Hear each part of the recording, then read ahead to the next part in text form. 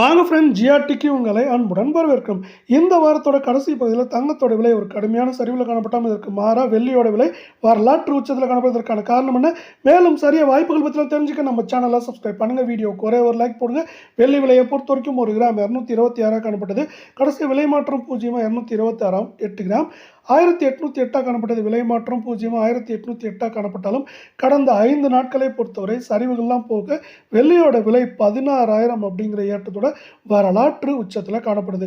இதற்கு மாற தங்கத்தோட விலை ஒரு கடுமையான சரிவில் இருக்குன்னு சொல்லலாம். 24 தங்கம் 1 கிராம் 13,528 காணப்பட்டது. கடைசியாக விலை மாற்றம் 13,528 8 கிராம் 1,08,224 காணப்பட்டது. விலை மாற்றம் 1,08,224 காணப்படவில்லை.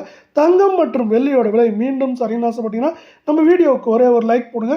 கடந்த 5 நாட்களை பொறுத்தவரை இதுவும் பார்த்தீங்கன்னா ஏற்றங்கள் போக சரிவு மட்டுமே பார்த்தீங்கன்னா சவரனுக்கு 1000 காணப்படுது. இதே வேலை 22 தங்கத்தோட விலை 1 கிராம் 12,400 காணப்பட்டது. விலை மாற்றம் 12,400 காணப்படவில்லை. தங்கம் மற்றும் வெள்ளியோட விலை தொடர்ந்து சரின்னு ஆசைப்பட்டீங்கன்னா நம்ம வீடியோவுக்கு ஒரே ஒரு லைக் போடுங்க.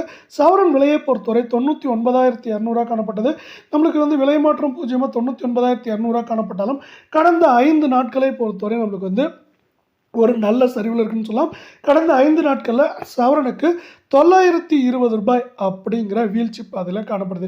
இது மேற்கொண்டு சரியறதுக்கான வாய்ப்புகள் எவ்வளோ இருக்குன்னு கேட்டிங்கன்னா அதிகமாக இருக்குன்னு சொல்லலாம். எந்த ரேஞ்சில் சரின்னு பார்த்தீங்கன்னா 8 கிராமோட விலை 1,02,500 இல்லை 3,500 குறைந்தபட்சமாக நம்மளுக்கு 96,500 இல்லை 95,800 900 அப்படிங்கிற ரேஞ்சில் இருக்க வாய்ப்புகள் அதிகமாக இருக்குது. அதே போல் உலகச்சந்தையில் தங்கத்தோட விலையானது வரவிருக்கும் வாரத்தில் சரிவதற்கான வாய்ப்புகளும் சூழலும் மிக மிக அதிகமாக காணப்படுது.